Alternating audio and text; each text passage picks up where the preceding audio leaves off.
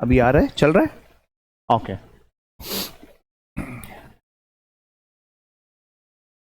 दिख जाएगा ना इस पे?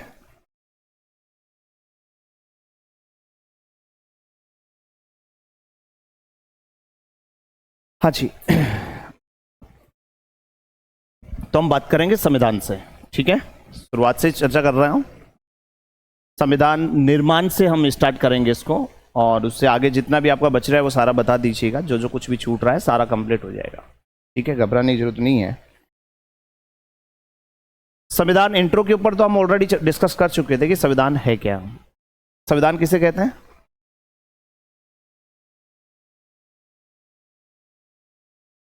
संविधान, संविधान बोले तो एक महत्वपूर्ण विधि, बोले तो कानून, एक सर्वोच्च कानून, बुक ऑफ लॉज, कानूनों की क्या कहोगे, किताब।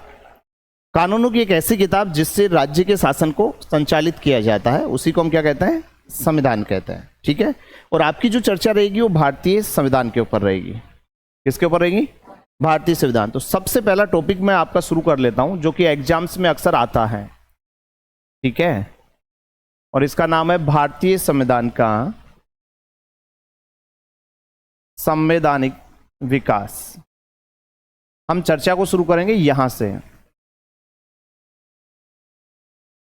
भारतीय संविधान का संवैधानिक विकास। अक्सर इस टॉपिक को कोई पढ़ाता नहीं है, छोड़ दिया करते हैं, ठीक है, लेकिन हम इसे छोड़ेंगे नहीं, इसको हम डिस्कस करेंगे आप सभी के साथ में, ठीक है। भारतीय संविधान का संवैधानिक विकास। एक छोटा सा प्रश्न यदि मैं आपसे करूं कि बताइए भारत का संविधान कितने दिन में बना? 2 वर्ष 11 माह और ओके, लेकिन क्या ये बात सही है? थोड़ा सा व्यवहारिक भी बात कर लेते हैं, है ना, क्या ये बात सही है? सही है?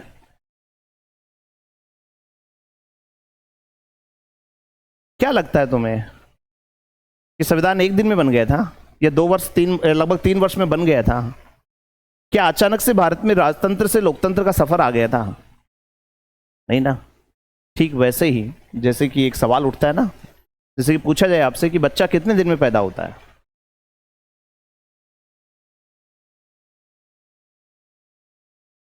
15 दिन में?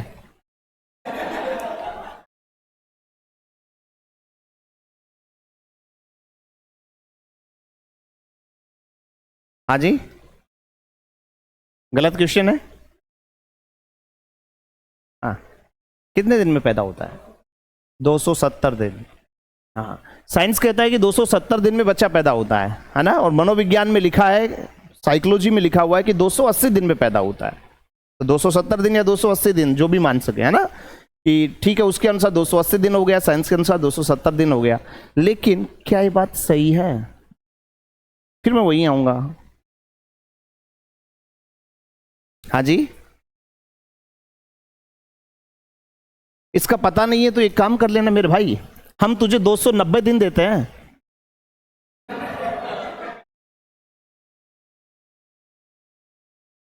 यस है नो भाई, हमें बच्चा ला के दो। हाँ, क्या ये पॉसिबल है? नहीं, व्यवहारिक सोचो, क्योंकि राजनीति विज्ञान जो विषय है ना, ये तथ्य और मूल्य दोनों का समावेश करता है, ठीक है। तो ये बात अगर कोई कहता है ना कि बच्चा 270 दिन में पैदा होता है, बच्चा 280 दिन में पैदा होता है, बिल्कुल गलत है, ऐसा नहीं होता। आप जो ये सब पढ़ते हो ना, ये बच्चा पैदा होने की नहीं पढ़ रहे हो, क्योंकि बच्चा पैदा होने के लिए, अगर इनकेस अगर मैं बात ये कहूँ, अगर साइंस कहता है कि 270 दिन में होता है, सब हमने तो पढ़ा है और लिखा भी है, तो फिर हम एक नवजात शिशु जो अभी अभी हाल ही में पैदा हुआ है, महीने 6 महीने का एक बच्चा है, उससे जाकर के आप बोलो तो सही कि बेटा तू बोल गए कि 10 महीने का टाइम ले ले, 9 महीने छोड़, बच्चा पैदा कर दे, क्या वो बच्चा पैदा कर पाएगा? टेल मी, कर पाएगा? नहीं। क्यों? क्योंकि बच्चा पैदा करने के लिए पहले, सबसे पहले एडल्ट होना जरूरी है, अरे वयस्क होना जरूरी है, 21 वर्ष की आयु प्राप्त करना जरूरी है, यस है नो। दूसरी थिंग, सिर्फ बच्चा मतलब 21 वर्ष पूरी होने से भी नहीं होता है ना, उससे आगे भी बहुत सारी प्रोसेस होती हैं, ठीक है। ऐसा ना, फैमिली प्लानिंग्स होती है, शादी होती है, सभी चीजें होती है ना, तब जाकर के कहीं माता को गर्भ ठहरता है। अच्छा, तुम लोग जो पढ़ते हो वो क्या पढ़ते हो? माता के गर्भ ठहरने से लेकर शिशु के जन्म की अवस्था, इसके बीच की जो ड्यूरेशन है उसको आप लोग पढ़ते हो और कहते हो कि बच्चा 270 दिन में पैदा हो जाता है। सॉरी भाई, भारतीय संविधान का निर्माण 2 वर्ष 11 माह 18 दिन में नहीं हुआ। ये तो उसके बनने के समय है, लेकिन संविधान तो बन के तैयार नहीं हुआ था। शासन की इकाइयां ऐसे नहीं आई थी, शासन की इकाइयों को आने में समय लगा था। और इसी जो समय है, इसी समय को हम क्या कहते हैं? भारतीय संविधान का संवैधानिक विकास के नाम से जानते हैं, क्योंकि आप सभी को पता होगा कि भारत पर लगातार विदेशी आक्रमणकारियों ने हमले किए हैं। कभी भारत पर हूण, कभी कुषाण, कभी शक, तो कभी मौर्य, तो कभी मुगल आए हैं। जैसे नो, तो मैं आज जो चर्चा आप लोगों के साथ में करने वाला हूं वो मुगल वंश के संदर्भ पे बात करने वाला हूं। और फटाफट से मुझे बता दीजिए, मुगल वंश के भारत में संस्थापक कौन थे? शाबाश, कौन हुए थे? बाबर। बहुत बढ़िया। बाबर भारत कब आया था? 1526 में। लड़ाई हुई थी कौन सी? पानीपत की। पानीपत का युद्ध हुआ है ना, इब्राहिम लोदी और बाबर के बीच में लड़ाई होती है और भारत में मुगल वंश की स्थापना हो जाती है। बाबर का बेटा कौन था?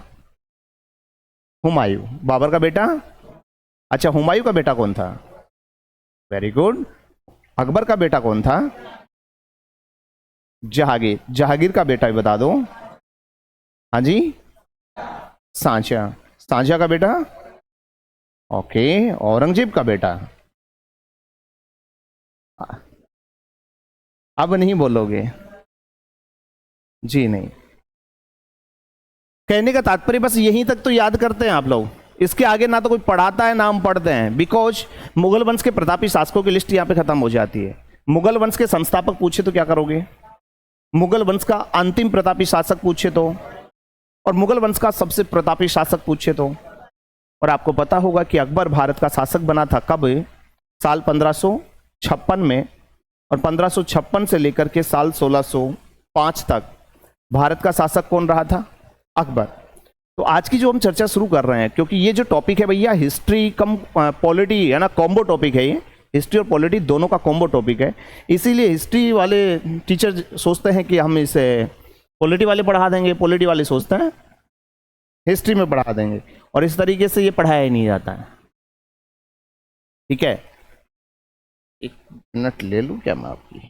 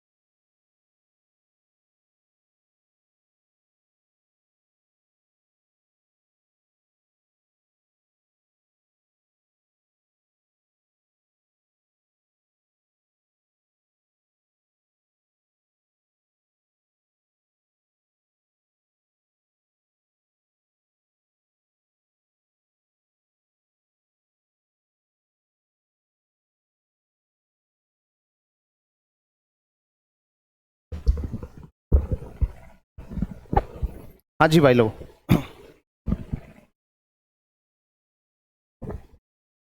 तो हम बात करेंगे यहाँ पे मुगल वंश के अंदर, और चर्चा जो शुरू करेंगे कहाँ से करेंगे हम? अकबर से, क्योंकि जब अकबर का जो शासनकाल रहा भारत में, बड़ा ही शानदार काल रहा है इनका, प्रतापी शासक रहे हैं और तत्कालीन समय में भारत एक खुशहाल देश रहा है, राइट है। तो हम चर्चा को यहीं से शुरू कर रहे हैं। वैसे बता दूं मैं आपको, टॉपिक हमारा क्या है?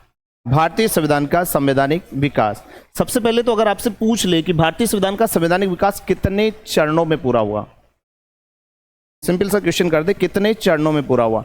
कुछ नहीं करना, इस टॉपिक के अंदर लिखे हुए जितने भी शब्द हैं उन शब्दों को गिन लो, चरण आ जाएंगे। कितने हैं? 5। भारतीय संविधान का संवैधानिक विकास, चरण पूछे तो कितने? 5 चरण।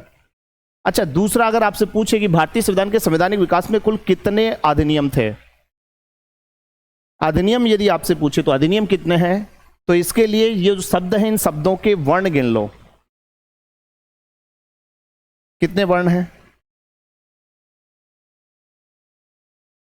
हाँ जी, 17। अरे तो अधिनियम कितने हो जाएंगे? 17 अधिनियमों के अंदर हमारा संवैधानिक विकास कंप्लीट होगा भैया। कितने अधिनियमों में? 17 अधिनियमों में 5 चरण रहेंगे, 17 अधिनियम रहेंगे, और 17 का डबल कितना होता है? और इस दौरान भारत में कितने गवर्नर जनरल आएंगे भाई? 34 गवर्नर जनरल होंगे, ठीक है, भारतीय संवैधानिक विकास के दौरान। तो चर्चा हम शुरू करते हैं कहां से? अकबर के समय। और जो चर्चा मैं आप लोगों के साथ में डिस्कस करने वाला हूं, ये चर्चा भारत की नहीं है, और ये चर्चा हमारी रहने वाली है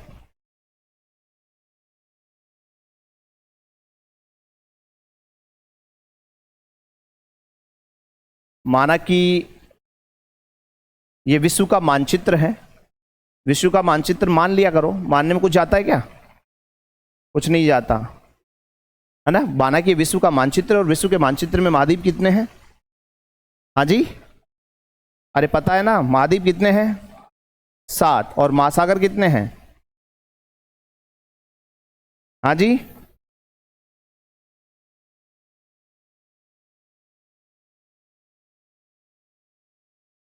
महाद्वीप कितने हैं और महासागर? मतलब इस बात को लेकर भी डाउट है तुम लोगों को? क्या लगता है इस एनर्जी के साथ में तुम तैयारी करोगे? हाँ जी, क्या ये एनर्जी रखने वाले हो?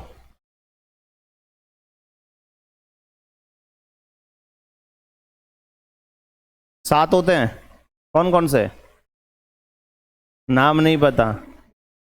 नाम क्या तुम्हें कुछ भी नहीं पता मेरे भाई को? क्योंकि विशेष रूप से ध्यान दे लो, अगर आप लोग ढंग से पढ़ोगे, कोऑपरेट करोगे, पढ़ाए हुए को रिवाइज करोगे, तो ही मिलूंगे कि आपकी ये क्लासें कंसिस्ट रहेंगी और बढ़िया तरीके से रहेंगी। अदरवाइज मिलूंगे क्या ना, एज ए फॉर्मेलिटी तुम्हें सिलेबस चाहिए तो तुरंत प्रभाव से हो जाएगा, 5 दिन के अंदर फ्री करके निकल जाऊंगा। इसलिए अच्छे से कोऑपरेट करके पढ़ोगे, सीरियस बेस पे पढ़ो चीज़ों को, और याद भी करना है जाके, ठीक है। विश्व में महाद्वीपों की बात करें तो महाद्वीप होते हैं 7। महाद्वीप कितने? कौन कौन से होते हैं? उत्तरी अमेरिका, दक्षिणी अमेरिका, अफ्रीका महाद्वीप। विश्व का एकमात्र महाद्वीप है अफ्रीका, जहां से तीनों काल्पनिक रेखाएं कर्क, भूमध्य और मकर रेखा गुजरती हैं। कौन से महाद्वीप से? विश्व का सबसे छोटा महाद्वीप, विश्व का जनशून्य महाद्वीप, अंटार्कटिका महाद्वीप। कौन सा है? अंटार्कटिका महाद्वीप। विश्व का सबसे बड़ा महाद्वीप एशिया महाद्वीप, और एशिया के बगल में कौन सा है? यूरोप महाद्वीप। एशिया और यूरोप को अलग करता है एक पर्वत, और इस पर्वत का नाम है यूराल पर्वत। कौन सा पर्वत है? इसी यूराल पर्वत से निकलती एक नदी जिसका नाम है यूराल नदी। अरे कौन सी नदी? यूराल नदी। और यही यूराल नदी आगे चलकर के गिरती है एक सागर में जिसका नाम है कैस्पियन सागर। कौन सा सागर है? कैस्पियन सागर में जाकर के गिरती है, ध्यान में रखिएगा इस बात को, ठीक है। तो कैस्पियन सागर में गिरती है, और कैस्पियन सागर की बात करें तो विश्व में सबसे बड़ी खारे पानी की झील अगर आपसे पूछ ले तो क्या करोगे? विश्व में सबसे बड़ी खारे पानी की झील कैस्पियन सागर। भारत में सबसे बड़ी खारे पानी की झील कौन सी है? और लवण उत्पादनता में, लवण उत्पादनता में कौन सी है? तो लवण उत्पादनता में कौन सी आती है? सांभर। अरे कौन सी है? सांभर झील। सबसे ज्यादा लवण उत्पादन कहां पे होता है? सांभर में। अरे आपके राजस्थान में, जयपुर में ही तो है, जयपुर नागौर अजमेर की सीमाएं बनाती है कौन सी? सांभर। तो ध्यान दीजिए यहां पे हम जो डिस्कस आप लोगों के साथ में करने वाले हैं, वैसे महासागर कौन कौन से होते हैं? तो महासागरों में एक होता है विश्व का सबसे बड़ा महासागर, कौन सा है? प्रशांत महासागर। एक महासागर होता है जिसको हम कहते हैं अटलांटिक महासागर, कौन सा है? एक महासागर होता है जिसे कहते हैं आर्कटिक महासागर, कौन सा है? एक महासागर जिसे हम कहते हैं हिंद महासागर। अच्छा, महासागर मूलतः कितने? 4। अरे मूलतः कितने? 4। लेकिन एक और होता है भाइयों, प्रशांत महासागर की जलीय धारा, अटलांटिक महासागर की जलीय धारा और हिंद महासागर की जलीय धारा जहां पे आकर के मिलती हैं, इसे एक नया नाम देते हैं। वैसे देखा जाए तो ये महासागर होता नहीं है, एनसीईआरटी कक्षा 9 ज्योग्राफी की बुक में तो लिखा नहीं है, वो तो कहता है कि 4 ही होते हैं, लेकिन 5 माने जाते हैं और 5वां माना जाता है दक्षिणी ध्रुव महासागर। कौन सा है? दक्षिणी ध्रुव महासागर। तो 5वां महासागर भी होता है दक्षिणी ध्रुव महासागर करके। समझ में आ गई कहानी? अरे इतनी बात समझ में आ रही है? तो जो चर्चा मैं शुरू करने वाला हूं, टॉपिक हमारा क्या रहने वाला है? संविधान का संवैधानिक विकास। और इस विकास की जो चर्चा है मैं करूंगा कौन से महाद्वीप से? यूरोप महाद्वीप से। कहां से करेंगे? यूरोप महाद्वीप का एक देश है जिसका नाम है भैया ब्रिटेन। अरे कौन सा देश है? तो जो चर्चा हमारी रहेगी ये ब्रिटेन से रहेगी भैया। चर्चा कहां से करेंगे? ब्रिटेन के शहर लंदन की बात करेंगे। ब्रिटेन का शहर कौन सा है? लंदन। और इसी लंदन शहर की बात करें तो यहां पर एक व्यक्ति था, इस व्यक्ति का नाम था मेरे भाइयों रॉल्फ पीच। क्या नाम है? Rolf peach. ब्रिटिश नागरिक है रॉल्फ पीच, ठीक है। ये ब्रिटिश नागरिक रॉल्फ पीच क्या करता है? ये घटना जो है ये साल 1591 की घटना थी। 1591 में ब्रिटिश नागरिक रॉल्फ पीच विचार करता है कि दुनिया घूमी जाए। अरे क्या घूमी जाए?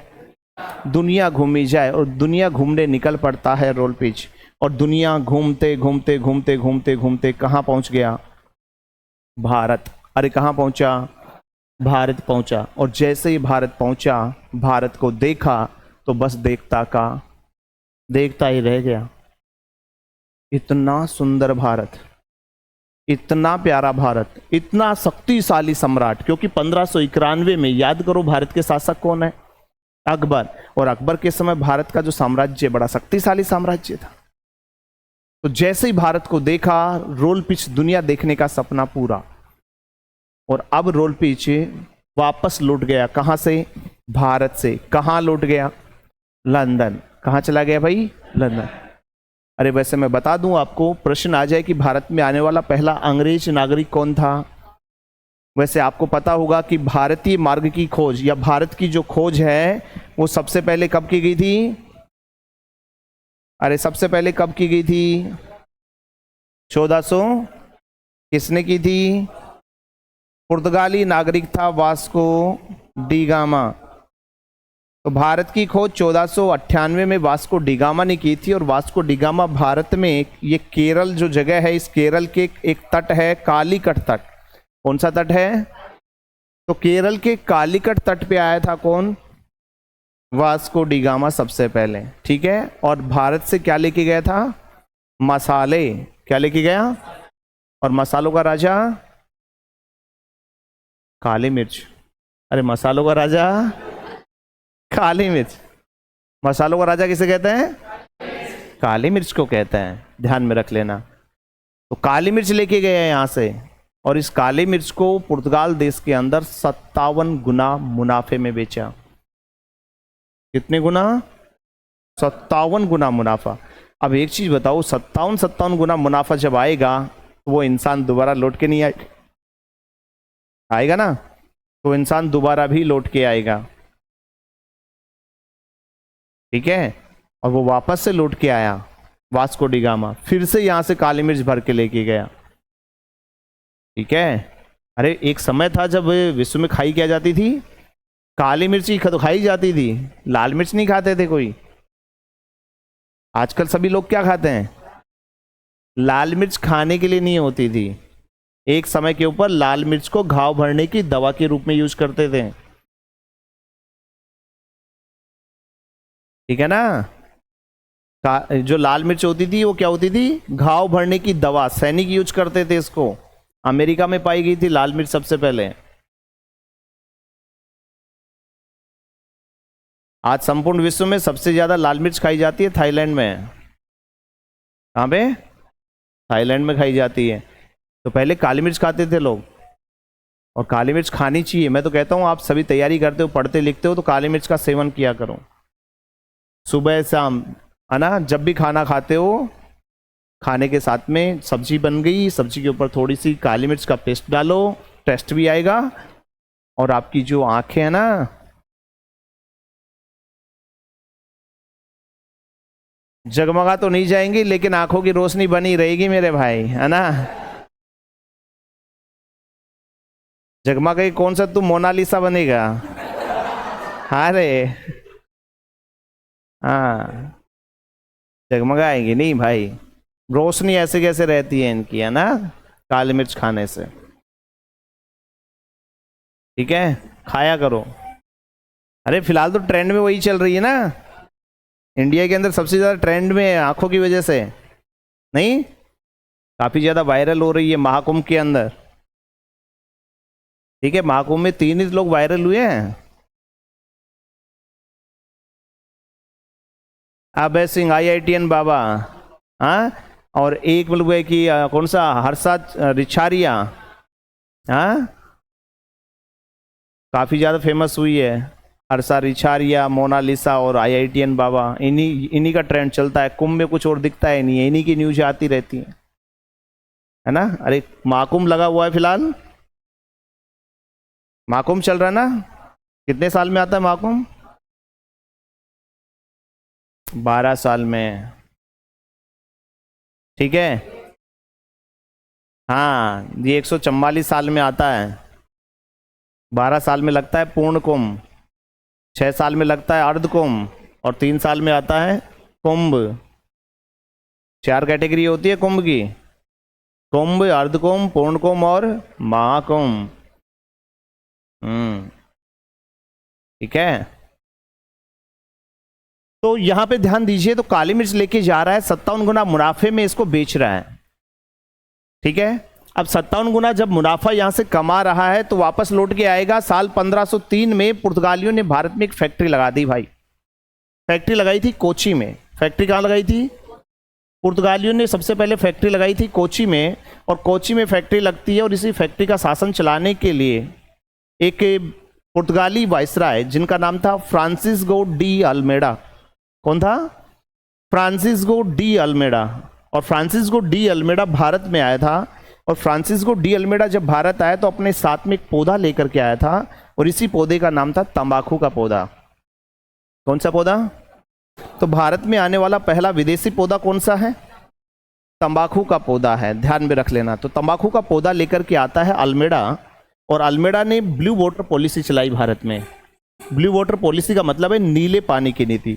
नीले पानी से तात्पर्य था कि हिंद महासागर क्षेत्र के दाएं बाएं जो भी एरियाज हैं, इन सभी पर केवल केवल अधिकार किसका होना चाहिए, पुर्तगालियों का। ये पॉलिसी चलाई, और इसी पॉलिसी के तहत पुर्तगालियों ने भारत के निकट एक जगह पड़ती है जिसको वर्तमान में, है ना, भारत का थाईलैंड भी कहते हैं, नाम है गोवा। क्या है, गोवा। ये जो गोवा है, इस गोवा के शासक थे आदिल शाह। पुर्तगालियों ने गोवा के ऊपर 1509 में अटैक कर दिया, और गोवा के शासक आदिल शाह को पराजित करके पुर्तगालियों ने इस पर कब्जा कर लिया साल 1509 में। और 1509 से, ध्यान में रख लेना विद्वानों, 1509 से लेकर के साल 1961 तक जो गोवा है, ये गोवा किसके अधीन था, तो ये गोवा पुर्तगालियों के अधीन ही रहा था। किसके अधीन रहा भैया, पुर्तगालियों के अधीन रहा था। कब से कब तक? 1509 से 1961 तक। साल 1961 में भारतीय सेना ने एक ऑपरेशन चलाया पुर्तगालियों के विरुद्ध, और इस ऑपरेशन का नाम था ऑपरेशन विजय। कौन सा था? ऑपरेशन विजय। तो प्रश्न आ जाए कि ऑपरेशन विजय कब चलाया गया था? 1961 में। और ऑपरेशन विजय चला करके भारतीय सेना ने पुर्तगालियों को यहां से खदेड़ दिया और गोवा को आजाद करवाया था। तो गोवा आजाद कब हुआ? 1961 में आजाद हुआ, और आजाद गोवा को भारत का एक केंद्र शासित प्रदेश बनाया गया था। ठीक है ना? क्या बना गया? केंद्र शासित प्रदेश, एक यूनियन टेरिटरी घोषित किया गया था गोवा को। और 1961 से लेकर के दोस्तों साल 1987 तक, इसको क्या प्रॉब्लम है रे? इधर बैठी है, फिर यहां पे क्यों नहीं बैठी है? अरे ये मक्खी सिर्फ यहीं क्यों बैठती है?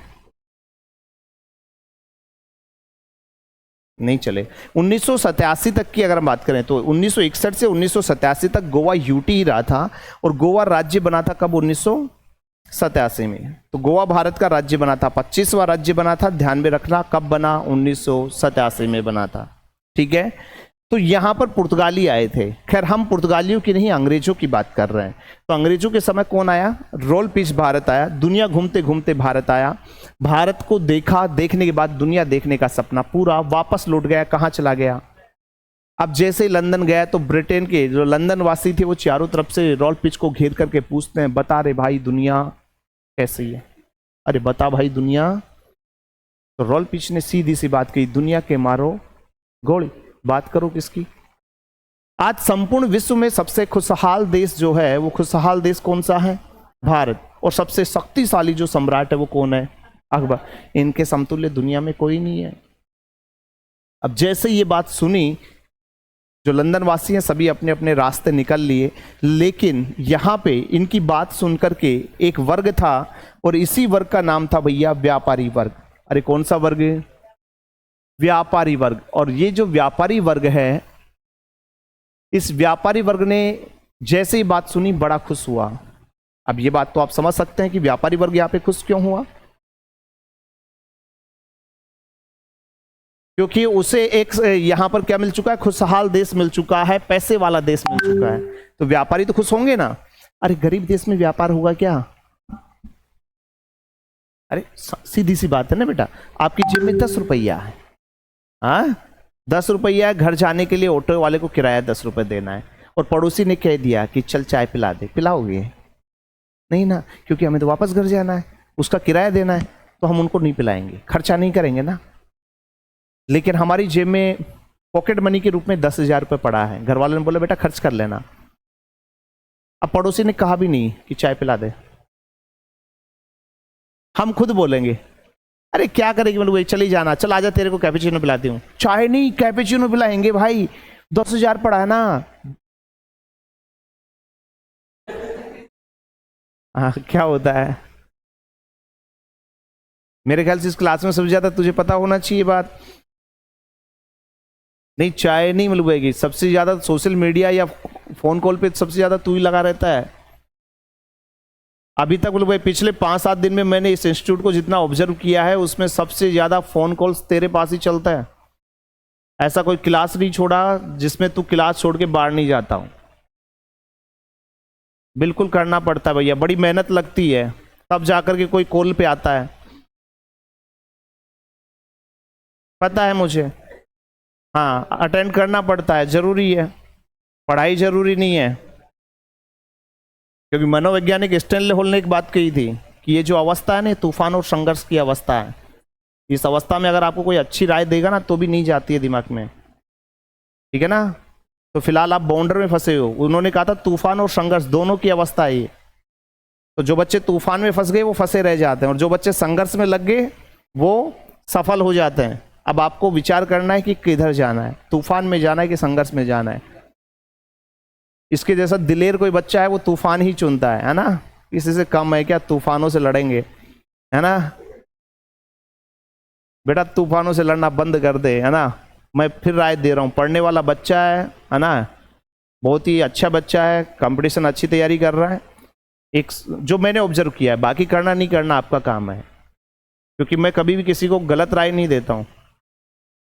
मुझे आप लोगों से कोई मतलब नहीं था, मैंने मेरी तरफ से कोर्स करवा दिया था जितना मुझे करवाना था, राइट है। फिर भी मैंने आपसे आकर के पर्सनली व्यक्तिगत बात की कि बेटा कुछ छूटा हुआ है तो हम बात करेंगे, करवाएंगे इसको पूरा, क्योंकि मेरे से ना तो किसी का बुरा होता है ना मैं किसी का करता हूँ, और जो होता है उसके लिए मैं टोकता भी हूँ। ये मेरी गंदी आदत समझो या कुछ भी समझो, क्योंकि यहाँ पर जो भी आप बैठे हो ना कोई पराये नहीं हो, क्योंकि अगर आप 5 मिनट भी मेरी क्लास में बैठ चुके हो इसका मतलब आपकी लाइफ में मेरा कंट्रीब्यूशन है, और मेरा कंट्रीब्यूशन है तो वो नेगेटिव नहीं होना चाहिए, पॉजिटिव होना चाहिए। ये मेरी मेंटेलिटी है, चाहे मैं 5 मिनट का ही कंट्रीब्यूशन दे रहा हूँ लेकिन वो पॉजिटिव होना चाहिए, नेगेटिव नहीं जाना चाहिए, ठीक है। बहुत ही अच्छी प्रिपरेशन कर रहा है तो प्रिपरेशन पे ध्यान दे ले, मोबाइल को जितना हो सके स्विच ऑफ कर दे जब तक पढ़ाई करें, या फिर इसे बिल्कुल साइलेंट मोड पे रख ले, इसमें सिर्फ एक रिंगटोन पे डाल ले अपने घर का नंबर, उससे ज़्यादा इमरजेंसी कुछ नहीं हो सकती। अभी अभी मैंने आपके बीच में कॉल अटेंड किया है, यहाँ पे 4 कॉल आ चुके हैं मेरे पास में, 1 कॉल अटेंड किया जो कि मेरे घर से था।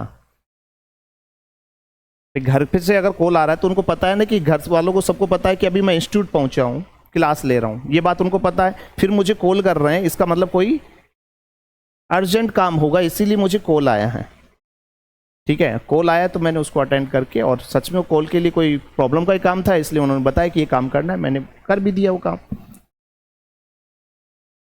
तो सिर्फ घर का जो नंबर होता है ना उसको आप लोग रिंग मोड पे रखो, बाकी सभी को साइलेंट मोड करके रख दो। जब तक सिलेक्शन नहीं हो जाए मत देखो इसकी तरफ, फिर देखना लगेगा ना, सब चीजें पूरी होंगी।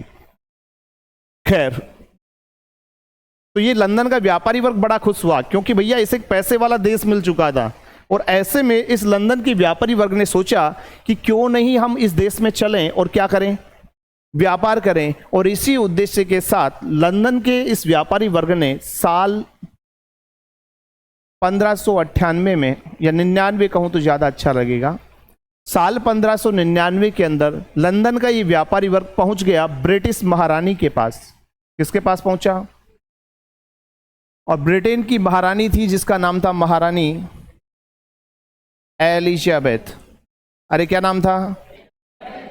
तो महारानी एलिजाबेथ प्रथम के पास पहुंचते और कहते हैं कि महारानी साहिबा, हम दक्षिणी एशिया में जाकर के व्यापार करना चाहते हैं, हमें व्यापारिक आप अनुमति दीजिए। और फिर क्या था, लंदन की जो महारानी है, उस लंदन की महारानी ने इस व्यापारी वर्ग को व्यापार करने की क्या दे दी? अनुमति दे दी। 15 वर्षों की अनुमति मिली। और ऐसे में इस लंदन के व्यापारी वर्ग ने 31 दिसंबर सन 1600 को एक कंपनी बनाई, और इसी कंपनी का नाम था ईस्ट इंडिया कंपनी। क्या नाम था भाई? East India company. बात करें ईस्ट इंडिया कंपनी का, तो इसका मुख्य उद्देश्य क्या है? अरे क्या था? तो ईस्ट इंडिया कंपनी का मुख्य उद्देश्य था दक्षिणी पूर्वी एशिया में क्या करना? व्यापार। तो दक्षिणी पूर्वी एशिया में व्यापार करने के उद्देश्य से इस कंपनी का निर्माण किया गया था। यह प्रश्न आरपीएससी सेकंड ग्रेड में सीधा सीधा पूछा जा चुका है। ईस्ट इंडिया कंपनी का मुख्य उद्देश्य क्या था? दक्षिणी पूर्वी एशिया में क्या करना? व्यापार करना। तो व्यापार के उद्देश्य से कंपनी का निर्माण किया गया 31 दिसंबर सन 1600 में। बता दिया जाए आपको, जो ईस्ट इंडिया कंपनी थी, ईस्ट इंडिया कंपनी किसकी कंपनी थी? तो ईस्ट इंडिया कंपनी थी शेयरधारकों की कंपनी भाई। अरे किसकी कंपनी थी? शेयरधारकों की कंपनी थी, प्रोप्राइटर्स की कंपनी थी। और इससे ईस्ट इंडिया कंपनी में शेयरधारकों की संख्या कितनी थी? 100। अरे कितने शेयरधारक थे? 100। लेकिन शेयरधारक इस कंपनी को चलाते नहीं थे। कंपनी को चलाने के लिए डायरेक्टर्स होते थे। कौन थे? और डायरेक्टर्स की जो संख्या होती थी, ये संख्या कितनी थी? 24। और शेयरधारक और डायरेक्टर्स दोनों के दोनों इस कंपनी को डील कर रहे थे। कहां से? लंदन से। अरे कहां से चला रहे थे? लंदन से कंपनी को चलाया था इन्होंने। और इन्होंने प्रत्येक देश में व्यापार करने के लिए एक व्यक्ति को भेजा था जिसका नाम होता था जी गवर्नर जनरल कहते थे। प्रत्येक देश में जो लीडर भेजते उसको गवर्नर जनरल बोला जाता। इस गवर्नर जनरल के नीचे प्रत्येक राज्य स्तर पर एक व्यक्ति होता, और इसी को हम कहते थे क्या? एजीजी, बोले तो एजेंट ऑफ गवर्नर जनरल। तो तो गवर्नर जनरल हो गया, एजेंट ऑफ गवर्नर जनरल हो गया, और इसके नीचे प्रत्येक संभाग स्तर पर एक और व्यक्ति होता था जिसको कहते थे पीए, बोले तो पॉलिटिकल एजेंट। ठीक है, तो कंपनी स्ट्रक्चर में ध्यान में रख लेना, शेयरधारक पूछे तो कितने 100, डायरेक्टर्स पूछे तो, गवर्नर जनरल पूछे तो, प्रत्येक देश में होता था गवर्नर जनरल, देश में क्या होता गवर्नर जनरल, राज्य में क्या होता एजीजी, और संभाग पे कौन होता पीए होता था, पॉलिटिकल एजेंट होता था। बात समझ में आ गई इतनी? क्लियर है? अब सुनिए इससे आगे की कहानी। ईस्ट इंडिया कंपनी का तो निर्माण कर दिया गया। अब ईस्ट इंडिया कंपनी लंदन में महारानी एलिजाबेथ से व्यापारिक स्वीकृति भी ले लेती है, लेकिन याद रखिएगा विद्वानों, कोई भी कंपनी जब बहुराष्ट्रीय कंपनी बनती है तो बहुराष्ट्रीय कंपनी को क्या करना होगा, जिस देश से वो व्यापार करना चाहती है वहां से, और जिस देश में जो व्यापार करना चाहती है वहां से, दोनों जगह से उसको व्यापारिक स्वीकृति लेनी पड़ती है। जो भी मल्टीनेशनल कंपनीज होती हैं, जैसे कि प्रेजेंट में इंडिया में बहुत सारी मल्टीनेशनल कंपनी है, तो ऐसी कंपनीज को भारत में व्यापारिक स्वीकृति लेनी पड़ेगी। इसके लिए साल 2011 के अंदर है ना एक रूल भी बनाया गया है ना, एक रूल बनाया गया और जिससे नाम दिया गया था एफडीआई। इस रूल को क्या नाम दिया गया? Foreign direct investment rule, foreign direct investment rule. ठीक है, विदेशी प्रत्यक्ष निवेश नियम 2011, ये अधिनियम बना है हमारी संसद में, और इस संसद के अधिनियम के तहत स्पष्ट कर दिया गया कि कोई भी बाहर की कंपनी अगर भारत में व्यापार करती है तो उसे भारत के अंदर भारतीय कोई कंपनी के साथ में टाई अप करना पड़ेगा, जिसमें इंडियन कंपनी का 51% शेयर होगा और आउटर जो भी कंपनी होगी उसका 49% से ज़्यादा नहीं होगा, ताकि पावर एटॉमी कहाँ पे रहे? इंडिया में रह सके। तो ये नया नियम बना दिया है ताकि दोबारा से ईस्ट इंडिया कंपनी की तरह भारत किसी कंपनी का गुलाम ना बन सके। ठीक है, जितनी भी बड़ी बड़ी कंपनियां हैं ना, इनको देखो, जैसे कि मारुति सुजुकी, तो मारुति और सुजुकी दोनों अलग चीजें हो गई, एक इंडियन कंपनी है एक फॉरेन की कंट्री है। ऐसे में हुए कि अगर आप बात करें तो कोस्टा कॉफी, तो जो कोस्टा कॉफी होता है उसने इंडियन कंपनी देवयानी के साथ में टाई अप किया है, इंडियन कंपनी है देवयानी, तो देवयानी के साथ में टाई अप है। अगर आप कहीं भी कॉफी पीने के लिए किसी रेस्टोरेंट में बैठोगे ना, तो वहां पे जो बिल आएगा वो कोस्टा के नाम से नहीं, देवयानी के नाम से आएगा, क्योंकि इंडियन कंपनी वो है। तो इस तरीके से इंडियन कंपनी के साथ में कोलिशन उनको करना पड़ता है, कोलाब्रेशन में ही काम करना पड़ता है। ठीक है, अब ऐसे में ईस्ट इंडिया कंपनी एक मल्टीनेशनल कंपनी है, लंदन से भारत में व्यापार करने आ रही है, इसलिए इस कंपनी को भारत में भी व्यापारिक स्वीकृति प्राप्त करनी पड़ेगी। यस या नो? तो होता क्या है, ईस्ट इंडिया कंपनी जो कि लंदन में थी भारत में व्यापार करना चाहती है, इसीलिए अगर हम बात कर लें कि मान लेते हैं कि ये आपका इस तरीके से ये भारत है,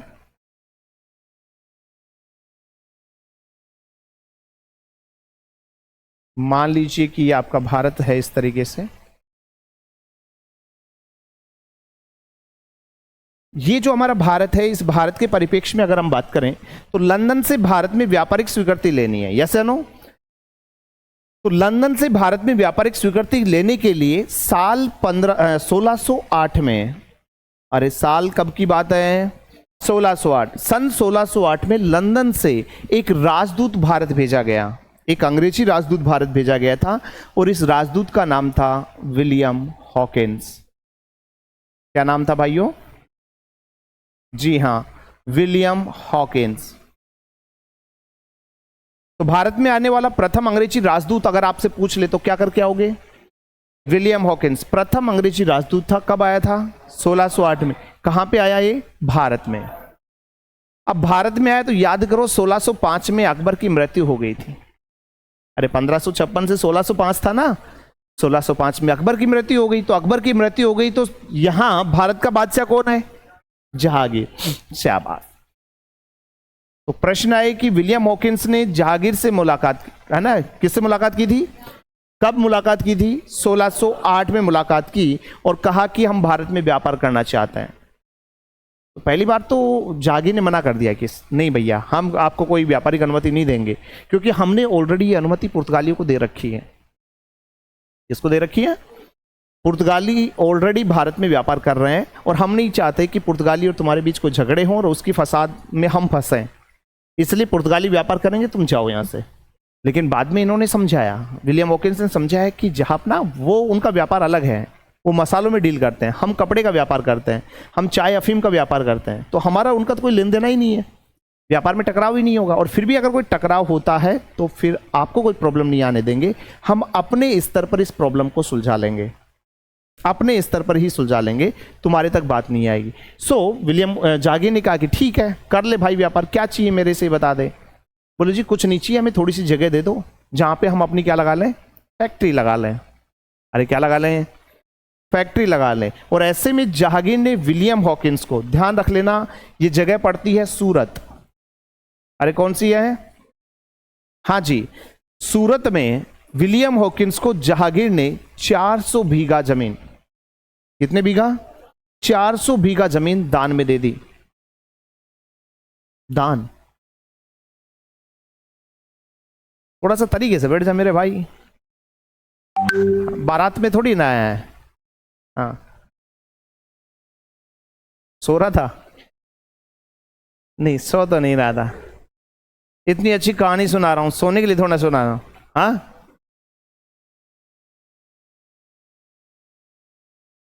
अरे नहीं, ये किसी को याद कर रहा था, है ना बेटा, कोई याद आ रहा था, नहीं ऐसा भी नहीं है, कोई नहीं, थोड़ा सा अटेंटिव रहोगे ना उतना अच्छा है। ठीक है, क्लास पोजीशन जो टेबल आपके पास में जो रखी है ना, ये इसीलिए ऐसी टेबल्स होती हैं, अदरवाइज तो क्लास में चेयर भी डाल सकते हैं ना, लेकिन ये जो बेंच होती हैं इसीलिए होती हैं कि पीछे की बेंच पर कोई सहारा नहीं ले और अपने आप को आगे झुक करके रखे ताकि उसकी जो पोजीशन है बिल्कुल सही से रहे। ठीक है, इसीलिए होती है बेंचें जिन पे आपको बैठाया जाता है। तो समझिए बातों को। तो 1608 में विलियम हॉकिंस आ रहा है, जहांगीर से मुलाकात कर रहा है, सूरत में व्यापारिक स्वीकृति प्राप्त कर लेता है। कितने बीघा जमीन, 400 बीघा जमीन दान में मिल जाती है। अब क्या था, विलियम हॉकिंस जहांगीर से अनुमति लेकर के कहां पहुंच गया। अब जैसे ही सूरत में पहुंचा तो पता चला कि सूरत पर ऑलरेडी किसने कब्जा कर रखा है, पुर्तगालियों ने कब्जा कर रखा है। अब विलियम हॉकिंस सूरत में पहुंचा, जाकर के उसने ऑफिस डाल लिया। बहुत सारी किताबों में पढ़ोगे कि अंग्रेजों ने पहली फैक्ट्री 1608 में भारत में लगाई थी।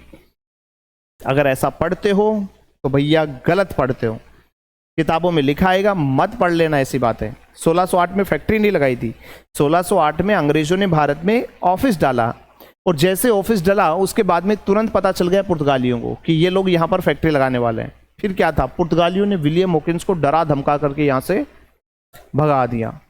अब भागा हुआ विलियम हॉकिंस जागीर के पास तो जा नहीं सकता, क्योंकि इससे कहा था कि हम अपने स्तर पर निपटेंगे। सो विलियम हॉकिंस वापस लौट गया, और वापस लौट करके कहाँ पहुंच गया, और लंदन जाकर के महारानी एलिजाबेथ को जाकर के कहता है कि महारानी साहिबा ऐसे ऐसे बात हुई है, आप कुछ करो। फिर क्या था, लंदन से महारानी एलिजाबेथ ने सन 1612 में, एक व्यक्ति है जिसका नाम था कैप्टन बेस्ट, और कैप्टन बेस्ट के नेतृत्व में ब्रिटिश महारानी एलिजाबेथ ने भारत में एक सेना भेजी। कैसी सेना, नौसेना। तो अंग्रेजी नौसेना के जहाजी बेड़े भारत की तरफ आने लगे। अब जैसे भारत की तरफ आ रहे हैं जहाजी बेड़े नौसेना के, अब जैसा कि आपको बताया कि भारत द्वीप है, प्रायद्वीप या महाद्वीप, क्या है भारत, पता है नहीं बात, अच्छा किसे कहते हैं प्रायद्वीप, तीन और पानी हो, ओके, और द्वीप चार और पानी, और महाद्वीप ओके, पानी से घिरा हुआ बड़ा भाग, ओके, तो बड़ा भाग महाद्वीप, छोटा भाग द्वीप, और तीन ओर से जल से घिरा है। तो भारत तीन ओर जल से घिरा है।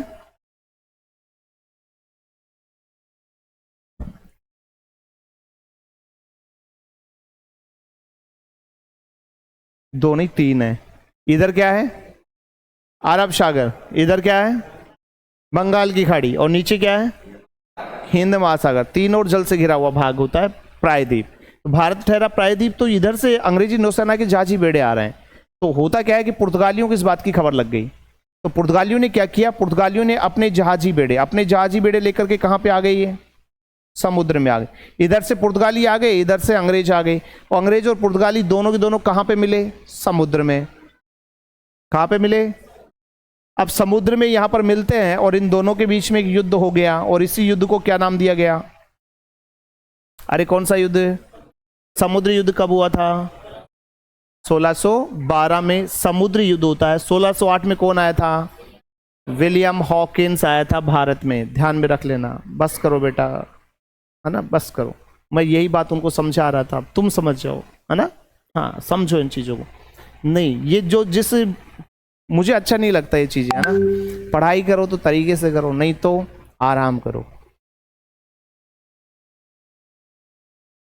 हाँ, अगर आप लोगों को बातें करनी है या फिर ये सब करना है तो 5-10 मिनट अलग से ले लिया करो। आप सिर्फ डिस्कस भी करना है तो अलग से ले लो, मुझे कतई बर्दाश्त नहीं होता। अब तुम तो छोटे बच्चे हो इसलिए लोगों की इतना वो नहीं है। मेरा जो मतलब कि ग्रेड बैच होता है ना, ग्रेड बैच जब हम लेते हैं हम लोग की, तो ग्रेड बैच के जो बच्चे हैं मेरे, जिसमें 40-40 साल 35-35 साल के स्टूडेंट्स आते हैं, वो क्लास में आ गए तो बाहर नहीं जा सकते, बाहर चले गए तो अंदर नहीं आ सकते। Mobile phone completely not allowed. किस लिए आए हो? पढ़ो। तुम लोगों को पता है कि नहीं पता है, लेकिन मैं, है ना, एक बाप की भूमिका में हूँ। मेरे खुद के बच्चे हैं, मैं कैसे पालता हूँ मुझे पता है। ऐसे ही आपके पेरेंट्स को भी ये पता होगा कि हम उनको कैसे पाल रहे हैं। बहुत एफर्ट्स करने पड़ते हैं, तब जाकर के पैसा जुटा करके आपको देते हैं कि, और एक सपने लेकर के बैठते हैं कि हमारे बेटा बेटी क्या करेंगे, अच्छी तैयारी करेंगे, सिलेक्शन लेके जाएंगे, तो वो रिजल्ट आना चाहिए। मैं तो कल ही बलुआ गया ना, कल मेरा बलुआ है कि यहाँ पे सीएम साहब के जो सेक्रेटरी थे उनके साथ में डिस्कस हो रहा था, तो उस समय मैंने उनके सामने भी ओपिनियन रखा है कि अगर आप सरकार तक ये बात पहुंचा सको तो इंडिया के अंदर बलुआ गया ना, इंडिया के अंदर जीपीआरएस सिस्टम लागू कर दो। जीपीआरएस, जो कि आज से तकरीबन 25 साल पहले हुआ करता था। जीपीआरएस सिस्टम, अभी जमाना क्या आ गया? 5G का आ गया, है ना। अब 5G का जमाना आ गया, यानी कि मुश्किल से 1 मिनट भी नहीं लगती कि बहुत ही बड़ी केबी की एमबी की जो फाइल होती है वो भी क्या हो जाती है, तुरंत प्रभाव से डाउनलोड हो जाती है। पहले क्या होता था, जीपीआरएस जब होता था ना, सुबह किसी फोटो पर क्लिक करते थे ना, तो फोटो शाम तक जाते जाते वो फोटो हमारे सामने आती थी, और उसका भी 20-30 रुपये लग जाता था। इसलिए कोई इंसान फोटो क्लिक ही नहीं करता था, वो सोचता था कि बाजार से ले आता हूँ फोटो। समझ रहे हैं ना। तो ये चीजें नहीं होती थी तो बहुत अच्छा था। आजकल क्या होता है कि हर एक चीज, और एक नए से नई तो मतलब वीडियो रील शॉर्ट्स, है ना। अरे भाई पूछो मत। अच्छा, इसके चक्कर में लोग है कि ये इधर भी देखो, ये चला रहे हैं, क्या मतलब है रे? जो वहां पे पढ़ेगा वो पढ़ ही नहीं सकता, क्यों चलाते हो इनको? मैं तो स्ट्रिक्टली मना करता हूँ, ऑनलाइन पढ़ाई मतलब अपने आप को जीरो पॉइंट पे लाके डाल देना, है ना। तो थोड़ा सा लोग है कि बहुत ही अच्छे प्यारे प्यारे बच्चे बैठे हो सारे। अभी आई थिंक कि तुम लोगों ने लंबे एग्जाम्स फेस नहीं किए हैं, फेलियर नहीं हुई होगी ज़्यादा एग्जाम्स में, एक आधा एग्जाम दिया होगा, हो सकता है पास हुए या फेल हुए, या फिर नहीं भी दिया होगा, है ना। अभी स्टार्टिंग कर रहे हो, जैसे जैसे फेलियर होगे ना वैसे वैसे समझ में आएगा कि भाई पढ़ ले रहे, यही एक रास्ता बचा है। रेलवे में वैकेंसीज आ रही हैं और वैकेंसीज कम आई हैं, ठीक है। इसके लिए लगातार हम प्रयासरत भी हैं। हर एक इंस्टीट्यूट, हर एक टीचर मतलब है कि बार बार इस चीज़ की बगावत कर रहा है। भाई तकरीबन 1.25 लाख वैकेंसी खाली पड़ी है रेलवे में, तो ज़्यादा भी नहीं तो कम से कम 1 लाख वैकेंसी तो इन बच्चों को दो, जैसे नो, भाई 1 लाख वैकेंसी दो ताकि इन सभी को मिले। तो ऐसी जो वैकेंसीज आ रही है ना, इनका फ़ायदा उठाओ। एसएससी जीडी आ ही चुका है, भरा है क्या आप में से किसी ने? जीडी 3 बच्चे दे रहे हैं। आप लोगों ने कोई फॉर्म भरा है जीडी का? भरा है, हाँ। तो अच्छे से बोलो भाई कि जो भी फॉर्म आए उनको लगाओ, एग्जाम्स दो, ठीक है। दिल्ली पुलिस आ रही है सामने, एसएससी की जो पढ़ाई करेगा वही दिल्ली पुलिस कर लेगा, रेलवे की पढ़ाई कर रहा है वही दिल्ली पुलिस कर लेगा, सिमिलर ही तो है लगभग लगभग। तो अच्छे से लग करके मेहनत करो भाई। तो यहां से कौन आ गया है? कैप्टन बेस्ट के नेतृत्व में नौसेना, इधर से नौसेना, दोनों के बीच में समुद्र में युद्ध होता है, और इस समुद्र में हुए युद्ध में कौन हार गया, कौन जीत गया? अंग्रेजी सेना। अब अंग्रेजी सेना कहां पहुंच गई रे, कब पहुंची, और क्या लगा दी भाई? अरे क्या लगाई थी? और इस फैक्ट्री ने 1613 से उत्पादन देना शुरू कर दिया था। कब से? 1613 से उत्पादन देना शुरू कर दिया।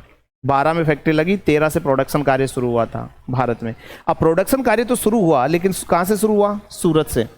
अब सूरत से कोई प्रोडक्ट बना, मान लो कि इंडिया में ही, यहां से उसे यहां भेजना है या यहां भेजना है, मान ले तो ये गुवाहाटी भेजना है, असम, ठीक है, यहां से यहां। अब ऐसा तो है नहीं कि पहले ट्रेन थी, एरोप्लेन थे, ये सब तो थे नहीं। अब यहां से यहां सामान कैसे जाए? आवागमन का जो साधन है माल ढुलाई के लिए क्या होता था? एक ही साधन था, बैलगाड़ी।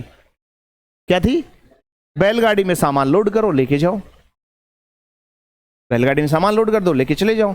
अच्छा, बैलगाड़ी यहां से यहां तक कितने दिन में पहुंचेगी? 2-2.5 महीने में? मुझे नहीं पता, लेकिन मुझे इतना पता है, और उस किस्से को जब मैं याद करता हूं तो बैलगाड़ी यहां पे 12 महीने में नहीं पहुंचेगी। क्योंकि आज के तारीख में अगर आप वंदे भारत एक्सप्रेस लेते हैं तो भी आपको गुवाहाटी पहुंचने में, आप जहां बैठे हैं यहां से, 3 दिन और 3 रात का सफर लगता है।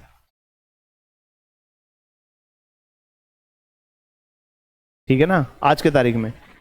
अब ये बात मैं क्यों बोल रहा हूं कि ज़्यादा पुरानी बातें नहीं है, लेकिन हमारे दादा की जब ग्रोसरी शॉप होती थी तो हम खेतड़ी रियासत से बिलोंग करते थे, लेकिन हमारे नज़दीक जो बाजार लगता था बैराट, बैराट सुना होगा, बैराट। तो बैराट जो रियासत है ये नज़दीक पड़ती थी हमारे, और वहाँ पे बाजार लगता था, तो दादा वहाँ से सामान लेने जाते थे अपनी दुकान के लिए।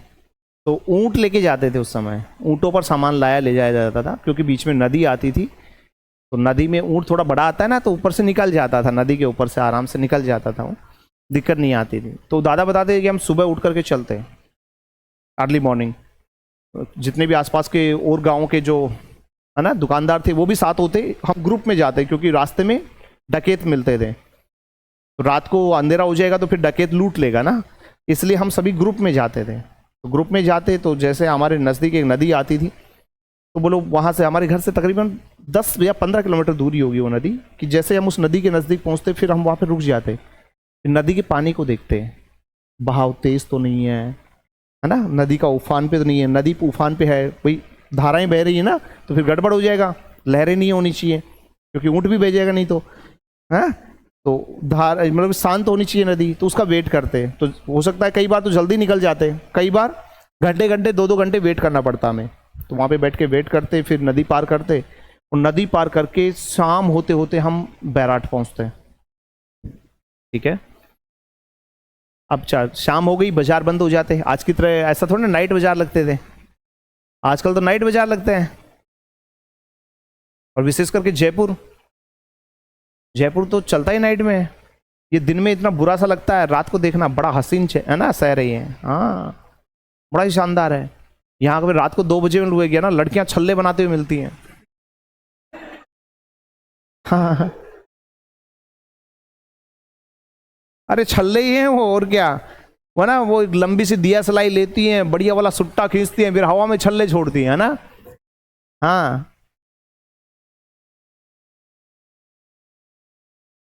क्यों हंस रहा है मेरे भाई, गलत कह रहा हूँ? हाँ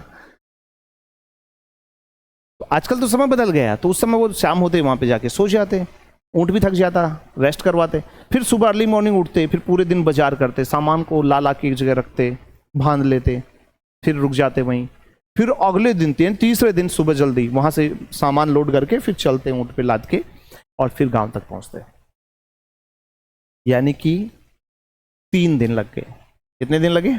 3। अच्छा, आज के तारीख में मैं अपने गांव से और बैराठ अगर मैं जाना चाहूँ ना, मैं विदिन 1 आवर्स जा भी सकता हूँ, वापस आ भी सकता हूँ, 1 घंटे के अंदर अंदर। जिस काम में कितने दिन लगे थे? 3 दिन, मैं 1 घंटे में जाकर के आ सकता हूँ। अब इतनी सुगमताएं हो चुकी हैं, पहले अटल बिहारी वाजपेयी जी के द्वारा, है ना, प्रधानमंत्री ग्राम सड़क योजना चलाई गई, और पूरे भारत में सड़कों का जाल फैलाया गया, और रही सही कसर जो थी वो पूरी कर दी। वर्तमान में माननीय सड़क व परिवहन मंत्री नितिन गडकरी साहब, धन्य है महान विभूति, जिसने हर गांव ढानी को किससे जोड़ दिया है? सड़कों से जोड़ा है।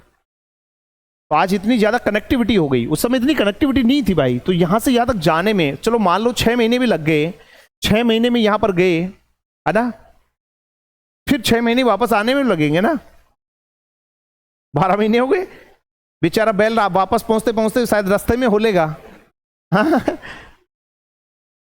यानी व्यापार नहीं हो रहा था अच्छे से, ऊपर से भारत की व्यापारिक स्वीकृति भी समाप्त हो रही थी। इसी वजह से इन दोनों चीजों के डिमांड्स के लिए आपको बता दिया जाए,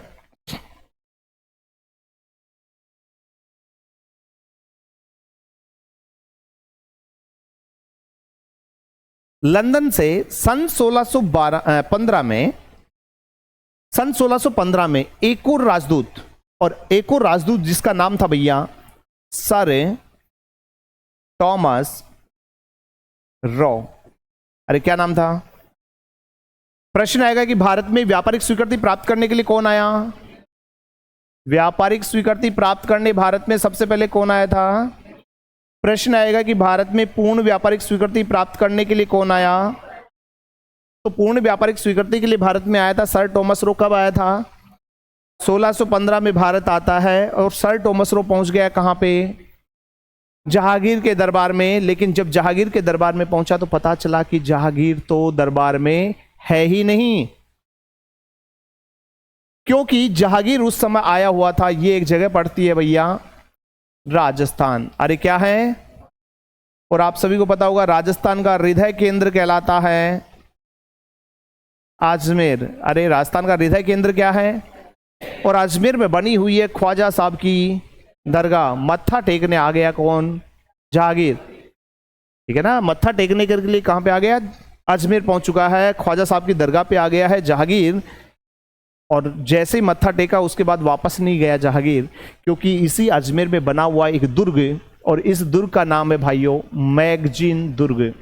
अरे कौन सा दुर्ग है? मैगजीन दुर्ग कह दीजिए, या फिर आप इसे अकबर का किला भी कह सकते हैं। कौन सा किला? अकबर का किला कहलाता है, मैगजीन दुर्ग कहलाता है। तो इसी मैगजीन दुर्ग में रुक जाता है कौन? जहांगीर। क्योंकि इसी मैगजीन दुर्ग को मुगल वंश के जो भी शासक हुए थे, इन्होंने अपना शस्त्रागार बना रखा था। जो भी अस्त्र शस्त्र गोला बारूद जो रखते थे ना ये मुगल, वो इसी दुर्ग में रखते थे, मैगजीन दुर्ग में। तो काउंटिंग करवाने लग गए, भाई हथियार और मंगवाने हैं, गोला बारूद कम तो नहीं है, और मंगवाना है। इन सब के लिए वो गया ही नहीं वापस।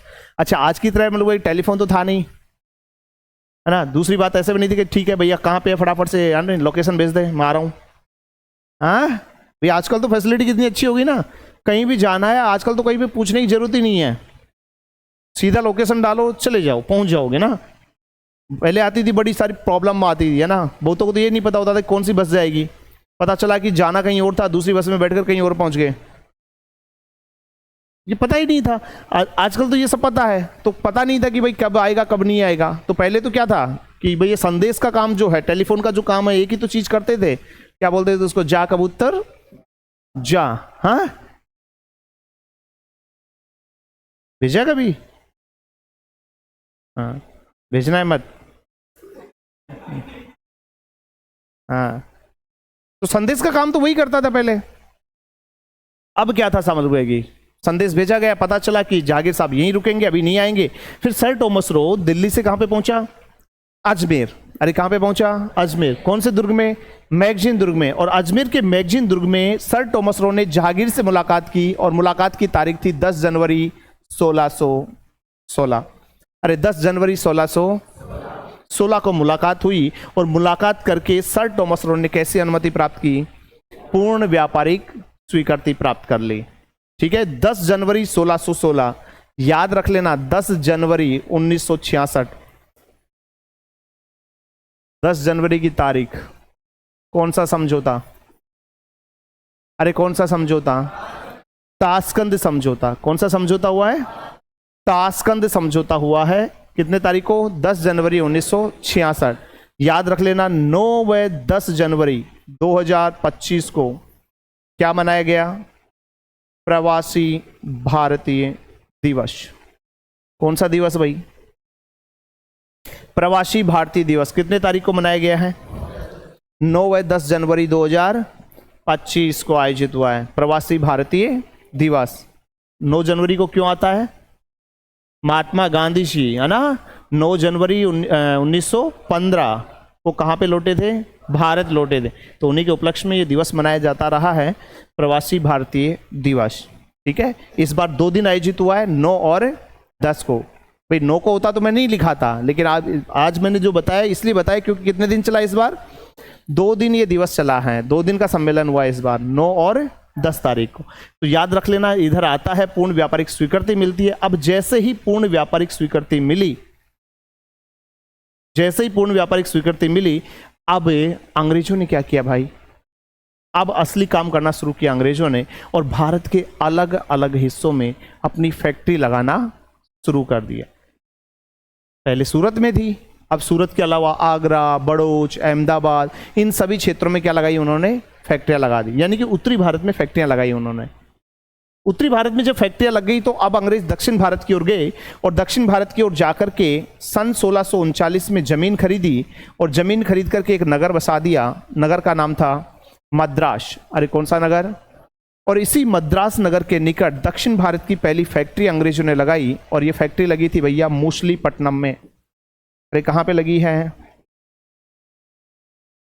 कहां पे लग रही है?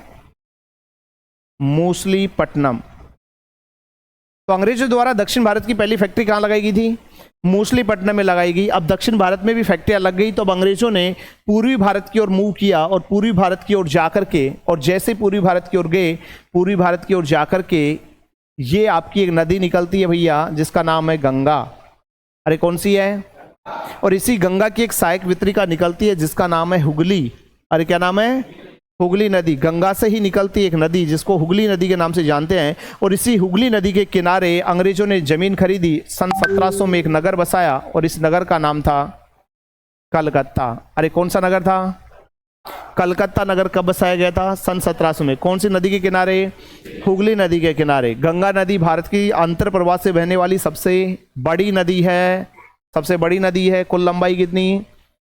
2525 भारत की सबसे बड़ी नदी पूछे तो